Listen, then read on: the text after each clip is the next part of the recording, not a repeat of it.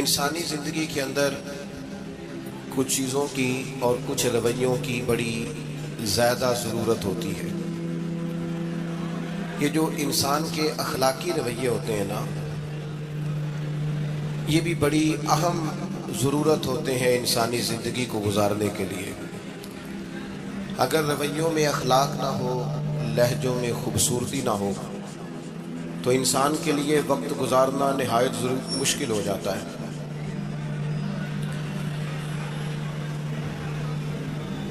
اللہ تعالیٰ آپ کو جزائے خیر دے۔ میں دوستوں سے کہتا رہتا ہوں کہ کسی کھلی جگہ پہ احباب کے لیے بندوبست کیا جائے تاکہ لوگ تکلیف کا شکار نہ ہوں۔ پیار سے آ جاتے ہیں کئی ساری جگہوں پہ، بلکہ شاید ساری جگہوں پہ اب یہی مسئلہ بنتا ہے جگہ کا، لیکن اس وقت احباب بعض اوقات توجہ نہیں کرتے، پھر مشکل بڑھ جاتی ہے۔ اب تو جیسے ہے ویسے ہی رہے گا۔ بھئی آپ بولیں تو نانا، آپ اتنا شور کریں گے تو میں بات کیسے کروں گا؟ اللہ تعالیٰ نے خیر کیا ہے، کچھ بہتری۔ اب ایک دفعہ بلند آواز سے درود شریف پڑھیں۔ الصلاۃ والسلام علیک یا رسول اللہ وعلی آلک واصحابک یا حبیب اللہ، الصلاۃ والسلام علیک یا نبی اللہ وعلی آلک واصحابک یا نور اللہ۔ عزیز دوستو، میں یہ عرض کر رہا تھا کہ اللہ تعالیٰ نے نبی پاک علیہ السلام کے اخلاق کی تعریف کی ہے۔ ہمارے زمانے میں یہ رویہ ہو گیا ہے کہ اگر اخلاق کی، کردار کی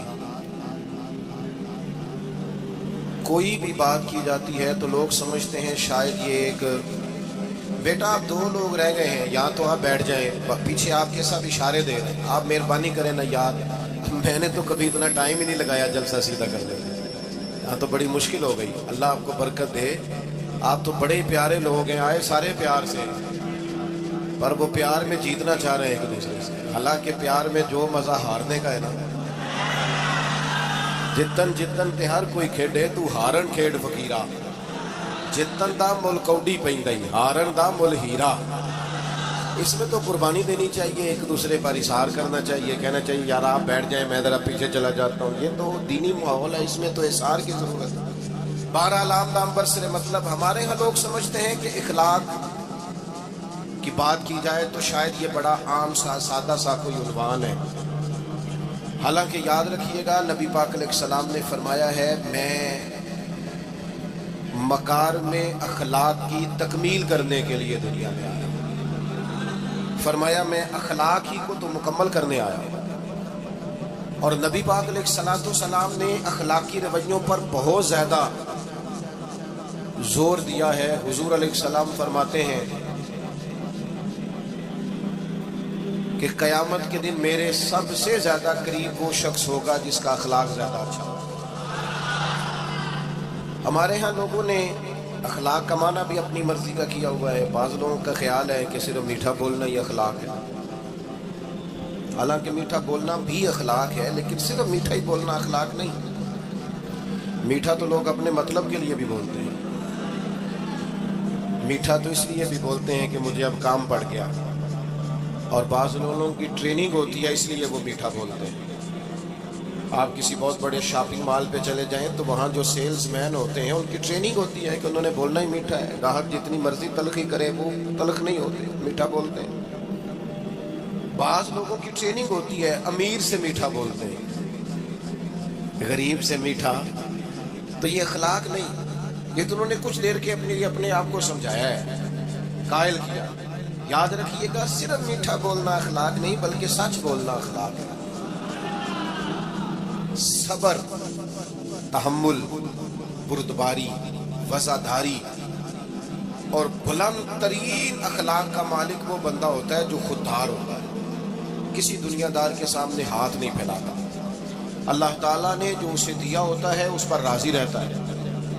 اس کے مزاج میں، اس کی کو ذرا کم کر دینا، اس کے مزاج میں لالچ نہیں ہوتا، ہرس، ہوس، طمع، مفاد پرستی، یہ چیزیں جس آدمی کے مزاج میں نہیں ہوتی وہ شخص با اخلاق ہوتا ہے۔ اور بندے میں مروت ہو، وفاداری ہو، خلوص ہو، للہیت ہو تو بندہ با اخلاق ہے۔ میرے دوستو، جس طرح ہم اپنا مکان محنت کر کے تعمیر کرتے ہیں، اور تھوڑا سا بھی درزی اگر کپڑے میں فرق پیدا کر دیتا ہے تو ہمارے لیے مشکل ہوتا ہے پہننا. ہم محنت کر کے تعمیر کرتے ہیں لباس کی, ہم اپنے لیے تعمیر کرتے ہیں چیزوں کو کہ بالکل ٹھیک اور پرفیکٹ چیزیں ہونی چاہیے. اسی طرح ہمیں اپنے کردار کو بھی تعمیر کرنا پڑتا ہے, اس پر ہمیں محنت کرنی پڑتی ہے. جس چیز پر بھی محنت کی جاتی ہے وہ قیمتی ہو جاتی ہے. جب ہم تھوڑی محنت اپنے اخلاق پر بھی کریں گے نا, اپنے رویوں پر بھی کریں گے, تو اس میں بھی بہتری آ جائے گی. اصل مسئلہ یہ ہوا ہے امت کے ساتھ کہ ہم نے یہ سمجھنا شروع کر دیا ہے آج کے دور میں کہ شاید لوگ صرف تقریر ہی سنیں گے, شاید لوگ صرف تصویر ہی دیکھیں گے, شاید لوگ صرف ہمارا آنا جانا, دبدبا, استقبال, پروٹوکول دیکھیں گے. حالانکہ یاد رکھنا, سب سے زیادہ جو چیز تبلیغ کرتی ہے وہ انسان کا کردار ہوتا ہے, وہ اس کا اخلاق ہوتا ہے. بہت سارے بزرگ تو ایسے جو تقریریں کرتے ہی نہیں تھے. اعلیٰ حضرت بریلوی رحمۃ اللہ علیہ تو کبھی کبھار کوئی گفتگو کرتے تھے, تقریر ہوتی نہیں تھی, لیکن ان کے کردار کی خوشبو ایسی تھی جو پاس بیٹھتا تھا درد والا ہو جاتا تھا, جو قریب رہتا تھا اس میں خلوص آ جاتا تھا. آپ جو اٹھتے بیٹھتے چلتے پھرتے کہتے ہیں اسی سے پتہ چل جاتا ہے کردار کس طرح کا ہے. اس کے لیے آپ کو, اور ویسے بھی امام راضی رحمۃ اللہ علیہ سے کسی نے کہا تھا با اخلاق کون ہوتا ہے, فرمایا جسے نیکیاں کرنے میں تکلف نہ کرنا پڑے, نیکی بڑی آسانی سے اس سے سرزد ہو جائے, وہ بندہ اخلاق والا ہوتا ہے. آسانی سے نیکی کر لے, مشکل درپیش نہ ہو, بندہ با اخلاق ہوتا ہے. جب جب ہمارا اخلاق اور کردار اور لب و لہجہ اور اٹھنا بیٹھنا, آپ بڑی تعریفیں کریں گھر جا کے کہ میرے استاد بڑے قابل ہیں, آپ کہیں میں بہت عالی شان پیر صاحب کا مرید ہوں, کیا بات ہے, لیکن خدا نہ کرے بیوی کو گالی دے تو وہ اسی وقت کہہ دے کہ یہ سکھایا تجھے تیرے پیر صاحب, یہ استاد صاحب نے سبق پڑھ کے ہے, یہ اس تنظیم کا آدمی ہے. وہ کبھی قبول نہیں کرے گی آپ کے استاد کو, آپ کے پیر صاحب کو, آپ کی تنظیم کو, کبھی پتہ ہے مجھے کس پانی میں یہ سکھاتے ہیں تمہیں. جب تک اخلاقی رویہ بدل نہیں جاتا, آپ کہیں میں بڑی محافل کراتا ہوں, میں بہت بڑا آدمی ہوں, اور میں بڑے دینی کام کرتا ہوں, اور میں اپنے اوپر لیبل رکھتا ہوں, لیکن آپ کا دوستوں کے ساتھ اٹھنے بیٹھنے میں حلال حرام کی تمیز میں ہی کوئی خیال نہ ہو تو کوئی نہیں مانے گا آپ کی بات. ہمارے ہاں سنت شریعت کا بھی ہم نے اپنی مرضی کا نام رکھ لیا نا. میں نے الحمدللہ زندگی میں داڑھی نہیں کٹوائی, مجھے کبھی خط بھی نہیں کرانا پڑا, شروع سے رکھی ہے. اور امامہ تو اب ایسے محسوس ہوتا ہے طبیعت کا حصہ بن گیا ہے. یہ عظیم سنتیں ہیں رسول پاک. میری طرح کے ایسے لوگ بھی پہن لیں جو بالکل خوبصورت نہیں ہوتے تو داڑھی پگڑی سے وہ بھی کبھی کبھی اچھے لگنے لگ جاتے ہیں, لیکن صرف داڑھی اور پگڑی حضور کی سنت نہیں. یہ بھی آپ نے ساتھ غور کرنا ہے اس پر بھی. صرف دین کا لباس پہننا ہی حضور کا طریقہ نہیں. اخلاق اور کردار کو سمجھیں. حضور کی جو سنت سب سے پہلے لوگوں میں معروف ہوئی تھی, جس سے تعارف ہوا تھا, وہ تو صادق اور امین ہونا ہے. او بھائی سچ بولنا بھی تو حضور کی سنت ہے نا, دیانت دار رہنا بھی تو نبی پاک کا طریقہ ہے نا. آپ صرف ایک مخصوص لباس پہن لیں فقط, باقی چیزوں سے آپ آزاد ہو جائیں گے. ہو سکتا, میں اکثر کہتا ہوں کہ مسواک لے کر دانت صاف کرنا بھی حضور کی سنت ہے, اور دل صاف رکھنا بھی حضور کی سنت ہے. صرف مسواک والی سنت پہ غور ہے. ترمذی میں حدیث ہے, حضور علیہ السلام نے فرمایا اے انس ہے میرے بیٹے, تم سے ہو سکے تو صبح اس حال میں کرنا کہ تمہارے دل میں کسی کا بغض نہ ہو. اور حضور فرمانے لگے یہ میری سنت ہے. صبح اٹھتے ہی پہلے دل کو ٹٹولنا, اس میں کسی کے لیے عداوت نہ. اخلاقی رویوں پر توجہ دینے کی ضرورت ہے. ہم میں سے نا بہت سارے لوگوں کی شان ہوتی ہے, پیر صاحب کی, علامہ صاحب کی, استاد ہوں, میں ٹیچر ہوں, میں پڑھا لکھا ہوں, میں مالدار ہوں, میں گھر کا بڑا ہوں. ہم خود بخود اپنی کوئی نہ کوئی شان بنا لیتے ہیں. کوئی آپ کی کسی نسبت سے عزت کرے تو اچھی بات, ہم خود بخود اپنی کوئی شان بنا لیتے ہیں, پھر ہم عزت کا مطالبہ کرتے ہیں. نتیجہ کیا نکلتا ہے؟ نتیجہ یہ نکلتا ہے جہاں ہمیں احترام کرنا چاہیے وہاں بھی ہم احترام کر نہیں پاتے. وہ میرے دوستو یاد رکھو, سیدہ عائشہ صدیقہ رضی اللہ تعالیٰ عنہ فرماتی ہیں نبی پاک علیہ السلام جتنی دیر گھر رہتے تھے نا, گھر کا کوئی نہ کوئی کام ہی کرتے رہتے تھے. کوئی حرج والی بات ہے اگر آپ ہر مطلب گھر میں جا کے بیٹھ کے اتنا لمبا سفر طے کر کے آئے لیکن اندر جا کے بیٹھتے ہی پانی کا گلاس لاؤ، بھئی آپ بھی تو لے سکتے ہیں، کوئی حرج والی بات ہے؟ یہ باتیں کرنے کرانے کی ہے کہ خود سے کام کر لینا سنت ہے؟ آپ نے 2 منٹ لگائے ہیں اور آپ نے کسی پر روک ڈال کے آپ فارغ ہو گئے۔ اخلاقی رویوں میں سب سے زیادہ ضروری تو دوسرے کا احساس کرنا ہوتا ہے۔ اخلاقی رویوں میں سب سے زیادہ حاجت تو دوسرے کی تکلیف اور شدت کا احساس کرنے کی ہوتی ہے۔ میرے صاحب فرمایا کرتے تھے 10 منٹ کیوں انتظار کراتے ہو لوگوں کو؟ تم نے ممبر پہ کہا تھا میں 2:15 بجے جماعت کراؤں گا، 2:16 کیسے ہو گئی؟ تمہیں اس کا پاس ہونا چاہیے تھا، تمہیں خیال ہونا چاہیے تھا کسی شخص کو کسی وجہ سے کوئی تکلیف، کوئی کسی اذیت کا شکار کیوں ہو، کوئی پریشان۔ میں اب تو الحمدللہ آپ اتنی بڑی تعداد میں آ گئے کہ جگہ آپ کے لیے مشکل ہو گئی، ورنہ شروع میں جب میں محافل کا ٹائم دیتا تھا تو میں وقت پہ چلا جاتا تھا۔ اگر کسی سے کہا ہے نا کہ 6 بجے آئیں گے تو 6 بجے چلے گئے، وہ کئی والی گھر والے پوچھے سن تسی آ بھی گئے ہو تو میں کہتا سانو تسی ویلے سمجھ لو، ہمارا مزاج نہیں ہے نا جی۔ بلکہ ایک تقریب میں مجھے دعوت دی گئی تو اس پہ لکھا تھا 6 بجے، تو میں وہاں پہنچا تو میزبان بھی نہیں آئے تھے۔ مجھے بتائیں شادی کا کارڈ سارا خاندان بیٹھ کے لکھتا ہے نا، روانگی برات 1 بجے جاتی ہے برات، مشترکہ جھوٹ بولا سارے خاندان نے، یہ رونے کی بات ہے، ہنسنے کی تھوڑی ہے۔ مسلمان اور جھوٹ بولے، مشترکہ طور پہ کہا یہ جھوٹ ہے۔ محفل ہوگی بعد از نماز عشاء، تو ختم کب ہوگی یہ بھی تو بتائیں۔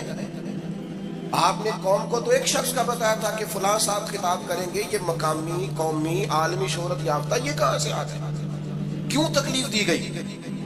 بلکہ ہم نے تو منصوبہ بندی کی ہے کہ لوگ ہمارے جلسوں میں نہ آئیں۔ ستائے اتنا ہے، ایک جگہ پہ میں حاضر تھا تو 1:30 بجے مجھے مائک دے رہے تھے، اب تو میں جاتا نہیں ہوں، رات کو چھوڑ دیا ہے۔ 1 بجے رات کو مائک دے رہے ہیں تو نقیب بیچارہ رٹی رٹائی بات کر رہا ہے، کہتا ہے بلا تاخیر۔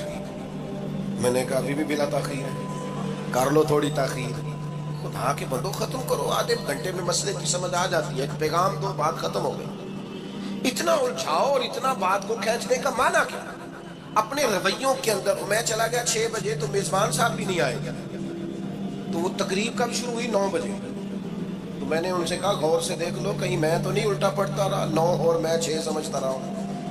یہ چھوڑے ان چیزوں کو، اپنی زندگی میں آپ نظم پیدا نہیں کریں گے تو کوئی کام کیسے کریں گے؟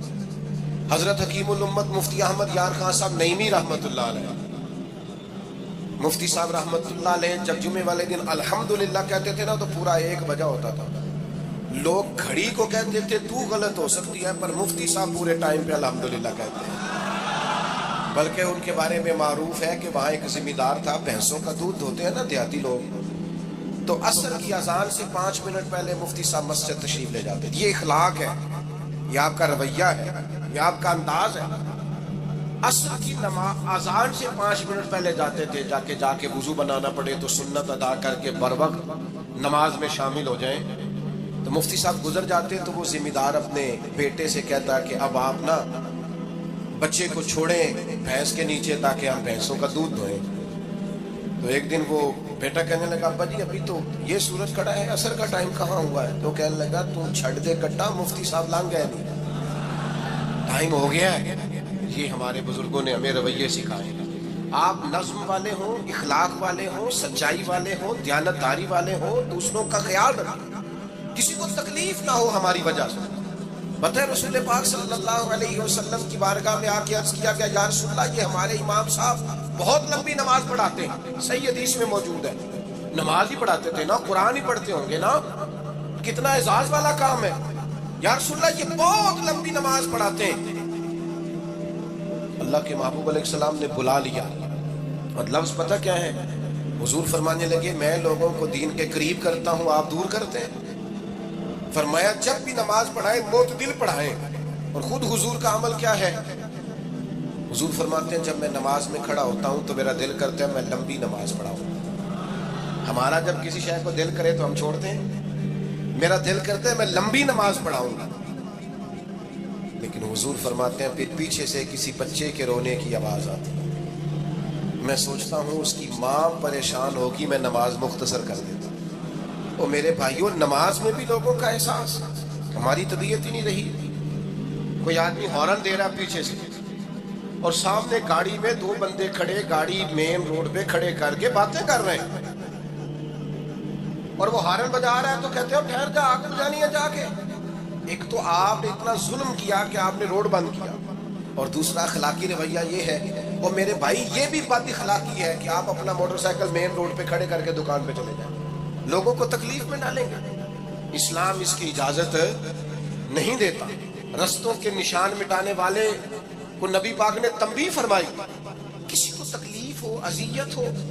اور بعض لوگ سمجھتے ہیں کہ میں نے پریشر میں رکھی ہوئی ہے دنیا، ڈرتے ہیں لوگ مجھ سے. جو ڈر کے عزت کرتا ہے وہ خوف کھاتا ہے، اور جو محبت سے تجھے سلوٹ کرتا ہے وہ تیرا احترام کرتا ہے. بعض لوگ کسی کے شر سے بچنے کے لیے بھی اسے سلام کرتے ہیں، وہ عزت نہیں ہوتی. وہ عزت نہیں ہوتی کہ یہ تو رٹا ڈال دے گا.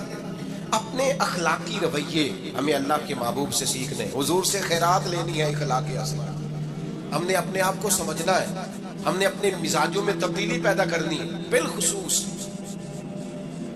بزرگوں کے معاملے میں، بڑوں کے معاملے میں. جیسے جیسے انسان ضعیف ہوتا جاتا ہے نا، حساس ہوتا جاتا ہے، اسے باتیں تکلیف دینے لگتی ہیں. وہ ایک بوڑھی اماں ایک دفعہ مجھے کہنے لگی کہ آپ میرے بچوں سے کہہ دیں خرچہ پا میں تھوڑا دین کرن، میرے نال بولن صحیح کرن. وہ جب اپنی بیویوں کے سامنے میرے ساتھ تھوڑا والیوم اونچا کر کے بات کرتے ہیں آواز کا، تو مجھے تکلیف ہوتی ہے. اپنا رویہ، لہجہ، اس پر غور ہو. جوانی میں ہی تو برداشت کرنا ہوتا ہے. اپنے مزاج کو کبھی بکھرنے اور ٹوٹنے نہ دینا. اور سب سے زیادہ بندے کا پتہ ہی تب چلتا ہے جب کہ اسے پورا غصہ دلائے، جو پھر کنٹرول کرے، وہی تو کمال آدمی ہوتا ہے. آ کے کہا گیا تھا نا نبی پاک علیہ السلام کو کہ یا رسول اللہ وہ معاذ اللہ ان لفظوں کے ساتھ تانا و تشنیع کرتے ہیں، نقل کفر نہ باشد. تو حضور فرمانے لگے وہ پتہ نہیں کس کی باتیں کرتے ہیں، مجھے تو اللہ نے محمد بنا کے بھیجا. میں تو محمد ہوں، اور محمد ہوتا ہی وہ ہے جس کی تعریف ہے. وہ پتہ نہیں کس کی باتیں کر رہے ہیں، چھوڑو. وہ پتہ نہیں اس کی بات کر رہے ہوں گے جس کا وہ معاذ اللہ نام بگاڑ دیا. میرے عزیز تھوڑا سا برداشت، اور آپ جملوں سے غور کریں، کسی کے لہجے سے غور کریں کہ وہ بندہ کہیں تکلیف میں تو نہیں، آزمائش میں تو نہیں. میں پہلے مختصر تقریر کرنا چاہ رہا تھا، اب آپ لوگوں نے اور مختصر کرا دیا مجھ سے، تو میں بس بات کو سمیٹنے لگا ہوں، آپ غور فرمائیں گے. ایک دن نبی پاک علیہ السلام نے سیدہ عائشہ صدیقہ رضی اللہ تعالیٰ عنہ سے فرمایا. حضور فرمانے لگے عائشہ جب آپ مجھ سے خوش ہوتی ہیں تب بھی مجھے پتہ چل جاتا ہے، اور جب آپ کے دل میں کوئی بات ہوتی ہے تب بھی پتہ چل جاتا ہے. تو سیدہ پاک عرض کرنے لگی حضور مجھے میری ماں روئے، میں اور آپ سے ناراض. تو کریم فرمانے لگے بتاؤں پھر؟ یا رسول اللہ فرمائیے. حضور فرمانے لگے عائشہ آپ کبھی کبھی قسم اٹھاتی ہیں؟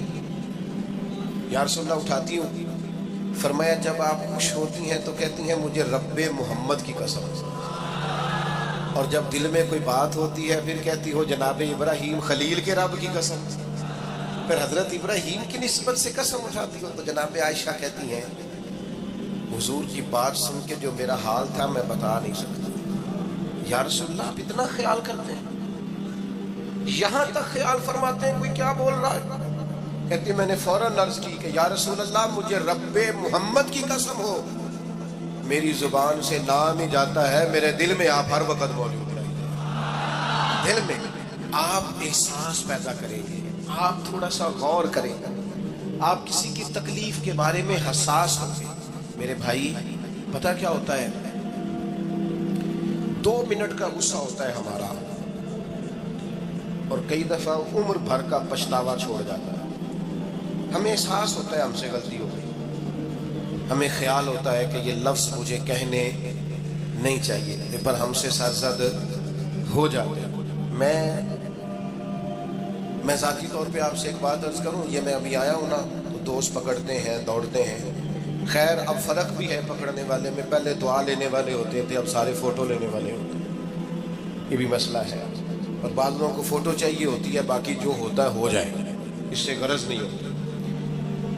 میں نے بہت ساری جگہوں پہ جانا چھوڑ دیا ہے. اس کی وجہ یہ ہے کہ میری وجہ سے لوگوں کو تکلیف ہوتی ہے. اب میں یہاں موجود ہوں، یہاں سے مجھے آگے بڑھنا ہے. اب جہاں مجھے آگے جانا ہے وہ مجھے اس بات کی اجازت نہیں دے رہی چیز جہاں مجھے پہنچنا ہے کہ میں رکوں اور ایک ایک آدمی سے ملوں. جہاں ہمیں کہیں اور جانا ہوتا ہے وہ یہ تو پوچھتے ہی نہیں کہ آپ نکلے ہیں کہ نہیں نکلے، وہ تو کہتے ہیں کتنے پہنچے ہو. اب اتنی گنجائش نہیں ہوتی، لوگ آ رہے ہوتے ہیں. میں داتا صاحب رحمۃ اللہ علیہ چلا گیا حاضری دینے کے لیے، اس قدر دوڑ دھوپ ہوئی، لوگ اس طرح بھاگے. ظاہر ہے کچھ قرآن مجید پڑھ رہے ہوں گے، کچھ عبادت کر رہے ہوں گے. کئی دنوں تک میری طبیعت پہ بوجھ بنا رہا کہ تیری وجہ سے لوگوں کو تکلیف. بہت ساری جگہوں پہ نہیں جاتا، سائڈ پہ ہو جاتا. کیوں؟ تکلیف ہوتی ہے، لوگوں کو پریشانی ہوتی ہے. ہمارا یہ تو مزاج ہے نہیں الا ماشاء اللہ کہ ہم کسی معاملے میں حالات کی نزاکت کو بھی سمجھیں، لیکن وہ چیزیں بوجھ بن جاتی ہیں بعض اوقات. اور یہ بوجھ ہمیں لینا چاہیے. ایک ہے کہ ہم لذت کشید کریں کہ دیکھا لوگ کیسے بھاگ رہے ہیں، اوہ کیا بات، یہ نفس کے لیے تسکین ہے پر تھوڑی دیر. اخلاقی رویہ یہ نہیں ہے. اخلاقی رویہ یہ میں نے ان دو کام ہو جائے. لوگوں کو تکلیف ہوتی ہے، بعض بزرگ اپنا آپ سمیٹ بھی نہیں پاتے بیچارے اور اذیت میں آ جاتے ہیں. تو میرے عزیز کچھ تھوڑا سا ہمیں اس بات کا بڑے مجموع میں آنے جانے میں بھی خیال رکھنا چاہیے کہ یار آپ گزر جائیں ذرا پیار سے پہلے. میں ہمت ور رکھتا ہوں، میں تھوڑی دیر کے بعد آ جاؤں. لیکن وہ ہمارے ہاں بس میں چڑھنا ہو، کسی اجتماع سے نکلنا ہو، جانے ہمیں کیا ہو جاتا ہے. اور پروٹوکول والوں کو بھی چاہیے کہ تھوڑی دیر کے لیے پروٹوکول چھوڑ دیں، وہ بھی ذرا سادگی سے ہو جائیں. کچھ فرق پڑتا. جب تک ہم یہ احساس پیدا نہیں کرتے ہمارا اخلاق درست ہو سکتا. اپنے اندر بالخصوص اور تھوڑی دیر کا غصہ ہوگا آپ کا، پچھتاوا چھوڑ جائے گا. اس غصے کو چھوڑ ہی دیں تھوڑی دیر کے لیے، 2 منٹ کے لیے چھوڑ دیں. کچھ سخت بات ہی کرے گا نا، برداشت کریں. حضرت عمر بن عبدالعزیز گزر رہے تھے، رات کا وقت تھا، لکڑی کے جوتے پہنے ہوئے تھے، کھڑاؤں جن کو کہتے ہیں. ایک بزرگ فٹ پاتھ پہ سوئے ہوئے تھے. جناب عمر بن عبدالعزیز کا پیر آ گیا بابا جی کے پیر. کیا کہتے ہیں اس طرح کا معاملہ ہو تو اندھے ہو، یہی کہتے ہیں نا، ٹکر ہو جائے اچانک تو کہتے ہیں اندھے ہو. اس بندے نے بھی کہا فوراً اٹھتے، اندھے ہیں آپ، میرا پیر دبا دیا. بڑا سخت موقع ہے. بادشاہ وقت، امیر المومنین اور امت کے صالحین کے امام حضرت عمر بن عبدالعزیز اندھے ہیں. تو یہی موقع ہے. یہاں تو آپ اینٹ کا جواب پتھر سے دے لیں، یہاں پھر آپ ذرا چپ کر دیں اور اس کوڑے گھونٹ کو 1 منٹ کے لیے پی کے دیکھیں پھر اس کی شفا کتنی ہے. حضرت عمر بن عبدالعزیز ہنس پڑے، فرمانے لگے نہیں بزرگوں، اندھا نہیں ہوں، مجھے نظر آتا ہے. وہ جو 7 سپاہی تھے نا، یہ کیتلی چائے سے زیادہ گرم ہوتی ہے ہمیشہ. انہوں نے تلواریں نکال دی. آپ نے فرمایا تمہیں کیا ہوا؟ حضور اس بے ادب نے آپ کو اندھا کہا ہے. فرمانے لگے نہیں کہا. کہا جناب کہا ہے. فرمایا نہیں کہا. میں کہا ہے جناب نہیں کہا. آپ فرمانے لگے بابا جی آپ سے بات کر رہے تھے مجھ سے کر رہے تھے؟ کہا جی آپ سے ہی بات کر رہے تھے. فرمانے لگے انہوں نے مجھے اندھا نہیں کہا، انہوں نے تو ایک سوال پوچھا ہے. جتن جتن ہر کوئی کھیڈے تو ہارن کھیڈ فقیرا. اوے جتن دا مل کوڈی پیندا ہی، ہارن دا مل ہیرا. انہوں نے کہا بابا جی نے سوال پوچھا، انہوں نے پوچھا ہے اندھے تو نہیں؟ تو میں نے جواب دے دیا نہیں مجھے نظر آتا ہے. اس میں جھگڑے والی کون سی بات ہے؟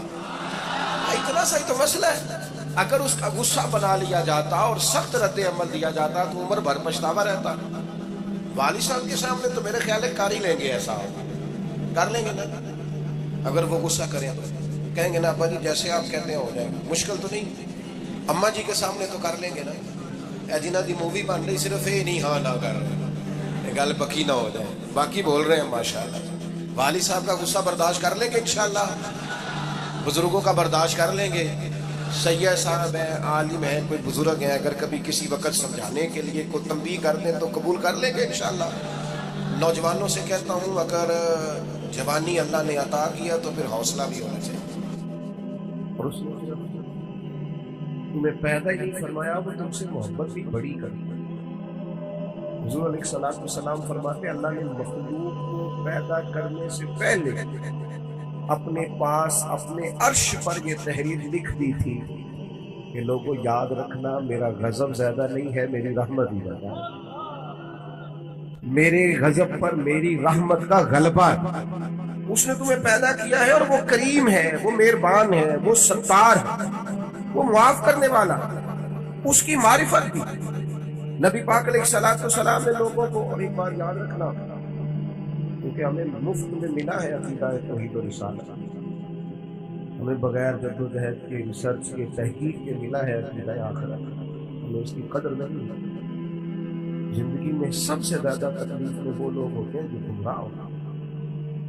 گمراہ کا معنی کیا ہے صاحب؟ جس کا راہ گم ہو جائے۔ مجھے بتاؤ جس کا رستہ ہی گم ہو جائے، بھٹکتا نہیں پھرتا وہ بندہ۔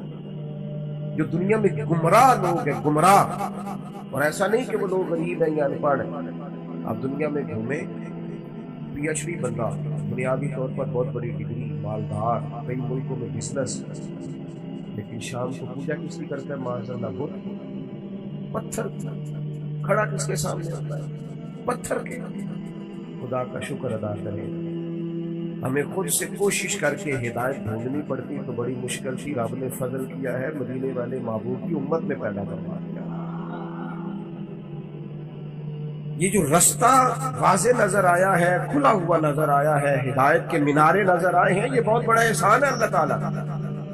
رسول پاک علیہ السلام نے جو ہمیں نماز کا، سجدے کا، روزے کا، صدقات کا، اللہ کی طرف اسے راضی کرنے کے لیے کسی بھی عمل کا جو حضور نے سبق پڑھایا، تو یہ ہمارے لیے رستہ آسان ہو گیا، آسان۔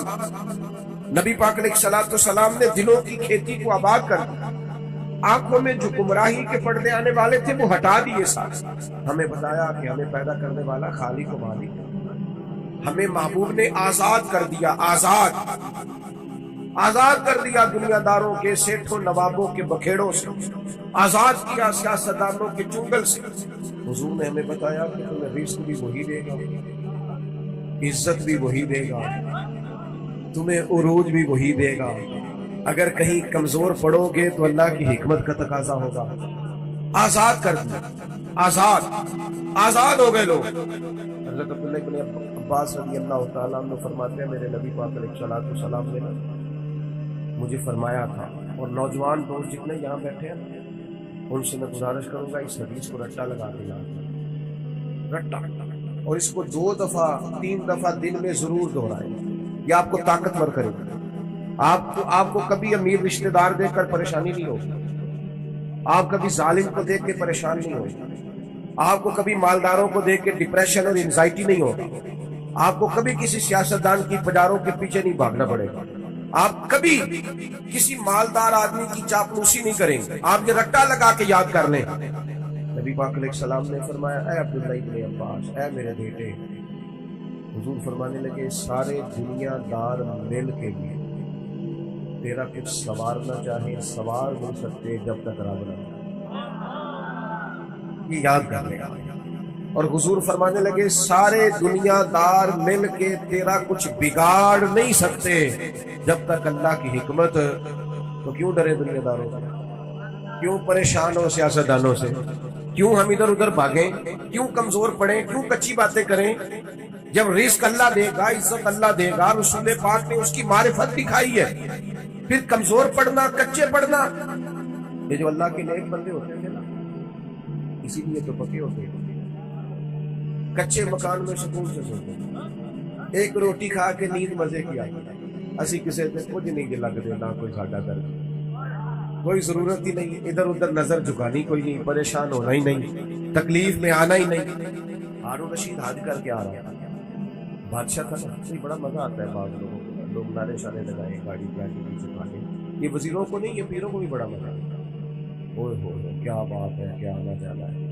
مجھے بھی لوگ کہتے ہیں آپ ذرا رکیے گا 2 کلومیٹر پیچھے آپ کا استقبال کریں، تو میں نے کہا ان سے نتیجہ کیا نکلے گا، مجھے تو فائدہ، اس سے تو بہتر ہے آپ گھر بیٹھ کے میرے لیے دعا کریں تاکہ کوئی ذخیرہ آخرت ہو جائے، میری کوئی بات مانے تاکہ اللہ میرے گناہ معاف کرے۔ لیکن چکروں میں پڑے ہو، استقبال کرو، نعرے لگاؤ، آگے بڑھو، اس کا کیا مطلب ہے؟ تو نفس کی تسکین ہے، تو تھوڑی دیر کے لیے اپنے دل کو تسلی دینی ہے، میری بڑی شان ہے بھئی، یہ تو تب پتہ چلے گا جب صبح قیامت معاف ہو جائے۔ یہاں تھوڑا شور شرابہ کرنے سے کیا نتیجہ ہے؟ غور کرے کہ اور یاد رکھیں ہارون رشید آ رہا تھا حج کر کے تو بندے بڑے نعرے شارے لگا رہے تھے اونٹنی کے آگے پیچھے بھاگتے بندے بندے کرتے وہ بڑا راز ہے. اس طرح کا جب معاملہ ہوتا ہے لوگ گاڑیوں کی سپیڈ بھی ذرا کم کر لیتے ہیں, مزہ آ رہا ہوتا ہے, نفس کو تسکین ہے, وہ بھی ذرا ہولے ہولے چل رہی تھی. تو اچانک ہارون رشید کی نظر پڑی تو ایک درویش حضرت بہلول دانا وہ دور اونچے ٹیلے پہ بیٹھ کے ہنس رہے تھے. الکار دیکھتے اور ہنستے, زمین پہ بیٹھے ہیں, چٹائی بھی کوئی نہیں, کچی زمین, اور ہاتھ کے اندر ایک سادہ سا ڈنڈا چھڑی پکڑی ہوئی ہے, کوئی چیز نہیں دنیا کی, سادہ لباس, اور بڑے مطمئن اطمینان سے, پریشان ہو کے نہیں کہ ہو دیکھو دی کتنی شان ہے, ایسے نہیں, بڑے اطمینان ہنس رہے ہیں. ہارون رشید کی نظر پڑی تو کہنے لگا یہ بابا کا ہنسنا تو مانا خیر ہے, یہ سادہ نہیں ہنسنا, اس کے اندر کوئی حکمت ہے. اونٹ سے اتر کے لگنے کو کھڑا کر جا کے کہنے لگا حضرت ہنستے کیوں ہے؟ فرمانے لگے ہنس اس بات پہ رہا ہوں کہ تو کتنا بھلا تھا. جناب کیا مطلب؟ فرمانے لگے ان لوگوں کے نعروں پہ ہنس رہے ہو, یہ تو تم سے پہلے کسی اور کے بھی نعرے لگاتے تھے, اور تھوڑی دیر کی تیری حکومت ہے, تیرے بعد انہوں نے کسی اور کے بھی لگا لیا. دانش مندہ داد کم نہیں دل دنیا تے نارا, اس بہتی لکھ خامد کیتے جو کیتا سو کھانا, اس بہتی تے لکھ خامد اور جو کیتا سو ختم ہو جاتا ہے معاملہ. ہارون رشید کے دل پہ چوٹ لگی, سیانا بندہ تھا, سمجھ, لیکن یہ بادشاہ لوگ ہوتے ہیں نا, ان کو مالدار کو, بادشاہ کو, بڑے آدمی کو, کمار تو ہوتا ہے نا, میں خوش ہے وہ جاتا بھی نہیں. پھر بولا اور کہنے لگا حضرت میں نے سنا ہے آپ پہ قرض ہے, میرے لیے کوئی حکم ہو تو بتائیے گا. حضرت بہلول دانا پھر ہنس گئے. اب ہنسنا اور مانا خیز تھا. کہنے لگا حضور آپ ہنسے کیوں؟ فرمانے لگے ہارون رشید اس بات کو بتا, تیرا رب کون ہے؟ کہا اللہ. تو فرمایا میرا کون ہے؟ جلدی جلدی بولنا, میرا رب کون ہے تو میرا کون ہے؟ تو آپ فرمانے لگے ہارون رشید اس بات کو بتا, کیا یہ ہو سکتا ہے کہ اللہ ہارون رشید کو دیتا جائے اور بہلول دانا کو بھول ہی جائے؟ یہ ہو سکتا ہے؟ کہنے لگا نہیں. تو فرمایا جا پھر میں تجھ سے کیوں سوال کروں, یہ آرزو کرم اور میں آپ سے کروں, یہ بھیک اس کو دیجیے جس کا خدا نہ ہو. جاؤ میرا رب مجھے دے گا. وداعیا الی اللہ باذنہ وسراجا منیرا. کچے نہ پڑھو مسلمانوں, کمزور باتیں نہ کرو, دولت کمانے کے لیے کوئی ناجائز ذریعہ اختیار نہ کرو, نہ کبھی حرام لقمے کی طرف بڑھو, اس لیے کہ جس مالک نے تمہیں پیدا کیا ہے وہ رات کو پیٹ بھر کے روٹی کھلا کے سلائے گا. اس نے وعدہ کرم فرمایا ہے رزق دینے کا. کیوں ناجائز رستوں کے مسافر بنتے ہو؟ کیوں للچائی ہوئی نظروں سے ادھر ادھر دیکھتے ہو؟ طاقتور زندگی گزارو, طاقتور مضبوط اعصاب کے ساتھ جینا سیکھو, کبھی کمزور نہ پڑے. اپنی زندگی میں یقین کامل, اطمینان, رب رسول کے وعدوں پر یقین. ہم نا ایک بہت بڑی تعداد ہے, جن سے پوچھے کیا حال ہے کہ تو پریشانی چلی. پریشانی تو مومن, پریشانی اور نبی پاک کا غلام. پریشانیاں تو اس دن ختم ہو گئی تھی جس دن مدینے والے کا کلمہ پڑا تھا, تو ختم ہو گئی. پریشانیاں کدھر سے آ گئی؟ چھوٹی چھوٹی باتوں کی ٹینشن لینا, تو چھوڑ یار, یہ تھوڑی سی زندگی ہے جو تو گزر جائے گی. اور صحابہ کرام بڑے مضبوط. دیکھیں بخاری مسلم کی حدیث سنیں, ایک عورت حضور کی بارگاہ میں آئی اور وہ مرگی کی مریضہ تھی. عورتوں میں ویسے ہی حوصلہ کم ہوتا ہے, اگر عورت بیمار ہو معاملہ اور زیادہ مضبوط ہو, کمزور ہو جاتا ہے. وہ خاتون کی آ کے انتظار ہوئی, یا رسول اللہ مجھے لے لیے, میرے لیے دعا کریں. درجنوں اور بیسوں احادیث مبارکہ میں موجود ہے کہ کوئی بیمار آیا, اس نے عرض کی, محبوب نے بس دعا پہ دہر لگایا, اللہ نے شفا دے. یہ تو خزانہ کرم ہے نا شفا. یہاں سے تو جو گزر گیا, ان کے تو نام میں شفا ہے, ان کے تو ذکر پاک میں شفا ہے, ان کے تو تذکرہ نور میں شفا ہے. یا رسول اللہ دعا کر دے. حضور ہمیشہ دعا کرتے, لیکن آج ایک سبق پڑھایا. حضور فرمانے لگے اگر تو کہے میں تیرے لیے دعا کر دیتا ہوں, اللہ شفا دے, اور اگر تو کرے صبر. تو دیکھو میں بات کا مطلب کیا ہے؟ معنی یہ ہے کہ مرغی کے ساتھ ہی گزارا. کچھ اللہ کی طرف سے آنے والی آزمائشوں کے ساتھ گزارا بھی کرنا چاہیے. بے حوصلہ ہو. ایک ساتھ میرے پاس آئے جانے لگے, میں بڑے بڑے وکیلوں کے پاس گیا ہوں, مسئلہ حل نہیں. کوئی چیز اللہ کو مجبور نہیں کرتی, سب دعا کریں, اس کی بارگاہ میں عرض کریں. ابھی مالک کی حکمت کا تقاضا نہیں ہے کہ تیرا مسئلہ آئے, لہذا آپ کو اس معاملے میں ضد نہیں کرنی چاہیے. جب رب چاہے, جس وقت چاہے. اللہ مانتا ہے اپنے محبوب بندوں کی عرض, لیکن یہ کہ جب اس کی حکمت کا تقاضا غالب آئے گا تو پھر حکمت کے مطابق کام ہوگا. تو اس خاتون نے عرض کی, یا رسول اللہ دعا کر دے. فرمایا اگر تو صبر کرے نا, گویا ملکی کے ساتھ ہی گزارا کرے. تو حضور فرمانے لگے پھر میں دعا کروں گا اللہ جنت عطا کرے. گویا دو چیزوں میں حضور نے فرمایا, ایک اختیار کرو, یا تو شفا لے لو یا جنت. کانو ویسے پیر صاحب کو چلنا کبھی گوٹے کی درد ہو رہی, شفا کے بندے ڈھیر سارے بندے کہنا صحیح ہے, گوٹے کا کچھ کرو گا, کمزوری ہے, ذوق, اس سے بچیں, اس سے بچیں. طاقتور قسم کے نظریات, تکلیفیں آئی جاتی ہیں, زندگی کے ساتھ سارا کچھ چلتا ہے. خاتون سے حضور نے فرمایا کہ اگر تو کہے تو شفا, اور اگر تو کہے تو میں دعا کروں گا اللہ جنت عطا کرے گا. تو صحابہ کہتے ہیں اس نے تو سوچنے کے لیے 1 منٹ بھی نہیں لگایا. پکے نظریات کے لوگ تو فوراً کہنے لگی, یا رسول اللہ آپ دعا کریں اللہ جنت عطا کرے. کیا معنی ہے بات کا؟ حضور میں کر لوں گی ملکی کے ساتھ, تھوڑا سا وقت ہے, گزر جائے گا, آپ دعا فرمائے اللہ جنت دے. حضور نے دعا کر اللہ اسے جنت عطا کرے. صحابہ فرماتے ہیں پھر اس نے عرض کی, یا رسول اللہ جب مرغی ہوتی ہے نا تو میرے جسم سے کپڑا ہٹتا ہے, عورت ہو حیا مان.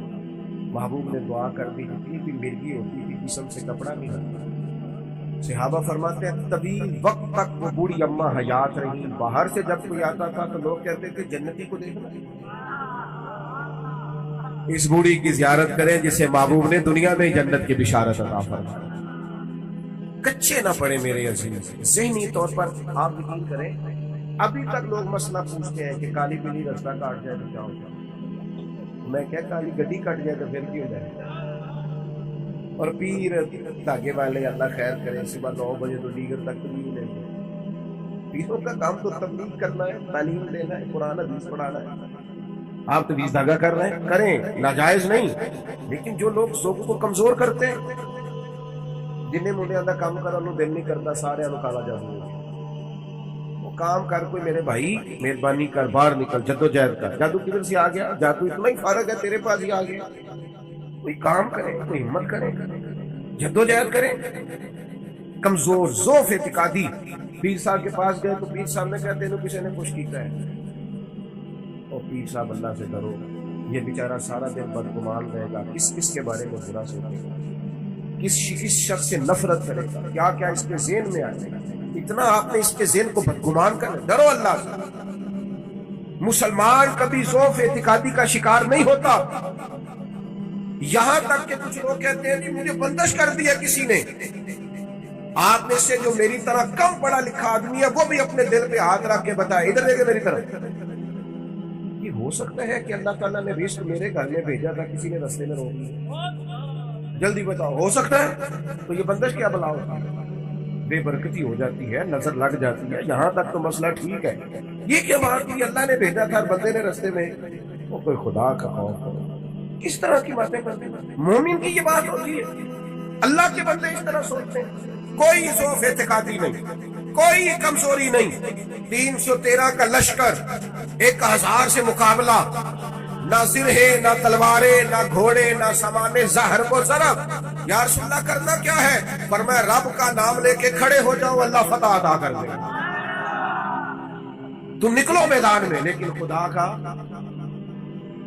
کتنے بم برس گئے فلسطین پر, کیوں نہیں نکلتے؟ ایٹمی طاقتیں ہونے کے باوجود بھی لوگ تگڑا بیان بھی نہیں دیتے. کیوں نہیں دیتے؟ مستی نہیں. میدانوں میں ایٹمی بم سے نہیں لڑا جاتا, ایمان کی طاقت سے لڑا جاتا. ترس نہیں آتا تمہیں ان بچوں پر؟ سسکتی بلکتی مخلوق پر. کہاں ہے اقوام متحدہ کی تنظیمیں, اور کہاں ہے وہ یورپ جو کتوں اور بلیوں کے حقوق پر تنظیمیں بناتے ہیں؟ جو جانوروں کے حقوق کی بات کرتے ہیں وہ کہاں اپنے دلوں میں چھپ گئے؟ فلسطین کے ہسپتالوں پر بم برسیں، تمہارا کیا خیال ہے؟ تم سے حساب سے نماز روزے کون ہے؟ اللہ کے بندے تڑپتے رہے اور رب پوچھے گا نہیں؟ رسول پاک علیہ السلام نے تو فرمایا مالک قیامت کے دن کہے گا میں جو اس کی شان کے لائق ہے۔ اللہ فرمائے گا میں بھوکا تھا تو نے کھانا کیوں نہیں کھلایا، میں پیاسا تھا تو نے، یہ صحیح مسلم کی حدیث ہے، مجھے کپڑوں کی ضرورت تھی لایا کیوں نہیں؟ بندہ عرض کرے گا مالک تو کھانے پینے سے پہننے سے پاک ہے۔ رب فرمائے گا وہ جو تیرے پڑوس میں بندہ بھوکا تھا تو بندہ تو میرا ہی تھا نا، وہ جو پیاسا تڑپ رہا تھا تو میرا ہی تھا نا۔ وہ جن ہسپتالوں پہ بم برستے ہیں وہ کون ہے؟ وہ جہاں جنازے پڑھنے کو کفن میسر نہیں وہ کون ہے؟ جب وہ پوچھیں گے بلا کے تم تو اپنے سامنے، تو کیا جواب جرم دو گے تم خدا کے سامنے؟ تم سو رہے ہو، سیاستیں کر رہے ہو، الیکشن کی باتیں کر رہے ہو، خدا سے ڈرو۔ کچھ کبھی کبھی ڈٹ بٹ رائن بن کے سوچتے ہو، کبھی کبھی مسلمان بن کے بھی تو سوچو نا، کبھی یہ بھی تو خیال کرو نا کہ ہماری ایک ذمہ داری بحیثیت مسلمان بھی بنتی ہے۔ میرے دوستو، اپنے مضبوط اعصاب کے ساتھ، اپنی فکری بلندیوں کے ساتھ، جولانیوں کے ساتھ، اعصاب کو طاقتور کر کے ہمارے نبی نے ہمیں اللہ کی معرفت دی ہے۔ مضبوط زندگی گزارو، کمزور نہ پڑو، کوئی تمہارا کچھ نہیں بگاڑ سکتا، کوئی شخص تمہارا برا چاہتے ہوئے بھی کچھ نہیں کر سکتا جب تک اللہ کی مشیت کا تقاضا نہ۔ کمزور پڑنا چھوڑ دیں، طاقتور وقت گزارے۔ میں نے باتیں زیادہ نہیں کرنی، بات ختم کرنے لگا ہوں۔ رسول پاک صلی اللہ تعالیٰ علیہ وسلم کے صحابہ کو حضور کے باتوں پر اتنا یقین تھا، ایک دفعہ مولا علی شیر خدا نیند ہو گئے، مسند امام احمد کے مطلب میں موجود، سخت نیند ہے، یہاں تو لوگوں کو بخار پورا چڑھتا نہیں اور وسیلتیں شروع ہو گئی، پتہ نہیں میرا کی بن گیا، او بھائی چھوڑ، کیا ہو جائے، میرے آپ کے چلے جانے سے کیا فرق پڑتا دنیا میں؟ بڑے بڑے چلے گئے کوئی فرق نہیں پڑا، اتنی زیادہ ایموشنل باتیں کرنا اور کمزور ہونا اور دوسروں کو بھی کرنا، اس کا معنی ہی کوئی نہیں۔ پہلے قبرستان کبھی جاتے تھے نا تو قبروں پہ لکھا ہوتا تھا پچھلی سائڈ پہ آخری آرام ہے۔ اب کچھ عرصہ پہلے میں قبرستان گیا تو پیچھے ایک بڑا اور جملہ لکھا تھا، قبر کی تختی پیچھے لکھا تھا میں بڑا اہم تھا، یہ میرا وہم ہے، یہ وہم ہے صرف کہ میرے بغیر کام نہیں چلتا، سب کے بغیر چلتا، کچھ بھی نہیں ہوتا، سب چلتا۔ حضرت مولا علی شیر خدا کرم اللہ تعالیٰ وجہ الکریم علیل ہو گئے اور عدالت اتنی زیادہ ہوگی کہ ظاہری طور پر کھڑے ہوتے نا جسم مبارک کام کا بظاہر دکھائی دے۔ ایک صحابی کی مارداری کا جا کے عرض کی حضور آپ تو بڑے علیل ہو گئے، اللہ تعالیٰ وہ پریشان ہو گئے تھے، صحت کی دعائیں کرنے لگے، عمر کی دعائیں کرنے لگے، تو مولا علی مسکرا پڑے، شدید بیمار مسکرائے، فرمانے لگے فکر نہ کر، مجھے کچھ بھی نہیں، میں کہ جناب سے اس نے فرمایا تمہیں کہا ہے نا کچھ نہیں ہوگا، اس بیماری سے کچھ نہیں ہوگا، کیوں؟ فرمانے لگے نبی پاک علیہ السلام نے فرمایا کہ علی تمہاری داڑھی خون سے رنگین ہوگی، پھر تم دنیا سے جاؤ گے۔ فرمایا مجھے سمجھ آ گیا کہ میں بیماری سے نہیں جاؤں گا، شہادت سے جاؤں گا، کیونکہ ساڈے نبی دی زبان ساڈے واسطے قرآن۔ حضور نے فرمایا ہے لہذا یہ بیماری میرا کچھ بگاڑ سکتی کچھ بھی نہیں ہوگا، اور مولا علی ٹھیک ہو گئے چند دنوں۔ ہم ہر بات میں کمزور ہیں، وہ بھائی آ جاتی ہے، کون نہیں بیمار آ؟ میں نے بھی 4 گولیاں کھائی ہیں سویرے اٹھتے ہی، تھوڑی دیر کے بعد پھر کھاؤں، کوئی نہ کوئی بیماری، کوئی نہ کوئی چیز لوگوں کو لگی ہوئی، کسی کو کوئی اور کسی کو۔ اب تو بچے پیدا ہوتے ہیں تو تھوڑی دیر کے بعد ڈاکٹر ٹیسٹ کر کے کہتا ہے فلانا فلانا مسئلہ، اب یہ لے کے بیٹھ جائے، اس کو دماغ پہ سوار کریں۔ بیمار، پریشان اور بوڑھا اور غریب صرف وہ بندہ ہوتا ہے جو یہاں سے ہوتا ہے، تو یہاں سے بیمار، بوڑھا، غریب نہیں نہ ہوتا، وہ کبھی بھی ہوتا طاقتور رہے، جیے، جتنا وقت اللہ نے دیا ہے وہ مضبوط ہو کر گزارے، اپنے رب کی معرفت رکھیں۔ رسول پاک علیہ السلام داعیہ اللہ، نبی پاک نے اپنی امتیوں کو طاقتور کیا۔ میں جیسے میں نے کہا تھا میں بس بات سمیٹنے لگا ہوں، موت کا خوف بھی نہیں تعلیم کرتا، تو کوئی اور ہے جن کا خیال ہے کہ مریں گے تو معاملہ ختم ہو، بندہ فاسق و فاجر نہ ہو، اللہ رسول کا نافرمان نہ ہو، ورنہ یہ جو قبر ہے نا، قبر اگر اس کی فرما برداری کرے نا تو یہ جو قبر ہے نا، یہ قبر نہیں، یہ باغ ہے۔ ادھر دیکھو میں کیا کہہ رہا ہوں، باغ، بہت تگڑا بندہ ہو تو باغ میں داخل ہے، قبر باغ ہے، اور معمولی باغ نہیں، حضور نے فرمایا جنت کے باغوں میں سے باغ۔ تو ذرا اللہ رسول کے پیچھے پیچھے تو چل کہ جنت کے باغوں میں سے اور اتنا سونا باغ ہے کہ جس میں پہلی زیارت ہی مدینے والے رسول کی نصیب ہے. آج پھولے نہ سمائیں گے کفن میں آسی، آج کی رات ہے ان سے ملاقات کی رات. یہ تو بڑی خوش قسمتی والی رات ہے. یہ تو خوف کھانے والا وقت ہے. تو موت کا خوف بھی نہیں، تمہیں آخرت کی فکر ضرور کرنی ہے لیکن ڈر نہیں، خوف نہیں، کمزور نہیں پڑے. یہ جو بہت زیادہ سہنے سے لوگ نظر آتے ہیں نا، حالات کے سہنے ہوئے لوگوں کو بتا دو حالات بدل جاتے ہیں، ایک جیسے نہیں ہے. نوجوانوں سے کہوں گا زندگی طاقتور ہو کے گزارے، کبھی کمزور نہ پڑے. اپنی زندگی میں کوئی ایسا کام نہ کرے جس سے محسوس ہو کے کمزوری ہے. یہ باتیں میں نے ساری عرض کی، آپ کو یاد رہے گی انشاءاللہ تعالیٰ. اب تو نہیں زیادہ پریشانی آئے گی انشاءاللہ تعالیٰ. ہلکا ایسے کر رہے ہیں، باقی سارے بھی ہاں نہ کر رہے ہیں. انشاءاللہ تعالیٰ اللہ اطمینان قلبی عطا کرے گا ہم سب. عورتوں کی نعت کے بارے میں کئی دفعہ دوستوں نے سوال پوچھا ہے، میں نے بھی کئی دفعہ بتایا ہے. بات ایک دفعہ ہوتی ہے اور ہمارا معاملہ صرف بتانے کا ہے، کسی کو بندوق لے کے منانے کا تو مسئلہ ہی بتانا ہے نا. اب جو لوگ خود سے ارینج کریں، عورت کی آواز بھی عورت اپنی آواز میں نعت پڑے جو عورتوں کے اندر ہے، وہاں سے باہر ہے. اتنی سی بات سمجھ آ گئی آپ کو بات اس کے اندر. اور باقی میں آپ حضرات سے یہ عرض کروں گا، یہ ہماری ذمہ داری ہے کہ ہم اپنے گھر کے عورتوں کو باہر رکھیں. یہ ہماری ذمہ داری ہے. اس طرح ان کے باقی سارے معاملات اور آپ پیار سے کہیں گے، سمجھائیں گے تو یہ عورتیں مسلمان عورتیں ہیں. یہ سیدہ عائشہ کی کنیزیں، یہ سیدہ فاطمہ کی کنیز انشاءاللہ بات مانیں. یہ ہماری اپنی بہنیں بیٹی ہیں، انہوں نے کوئی انکار کرنا ہے. شرط یہ ہے کہ ہم کہیں تو صحیح. ہم باقی سارا کچھ بنوا لیتے ہیں، کھانا میری مرضی کا پکنا چاہیے، اتنے بجے میرے کپڑے تیار ہونے چاہیے. آپ پردے پہ بھی منانا چاہیں تو منا، اماں بھی مان جائے گی، بہنیں بھی مان جائیں گی، گھر والے بھی مان جائیں گے. بیٹیاں تو پیار ہی بڑا کرتی ہیں باپ صاحب. اس لیے یہ ہمیں ناراض نہیں ہونا، یہ ہماری کمزوری ہے. ہم یہ بات مناتے ہیں لہٰذا وہ مانتی بھی نہیں. اس لیے اللہ تعالیٰ سمجھ عطا کرے اور اللہ تعالیٰ اس حاضری کو قبول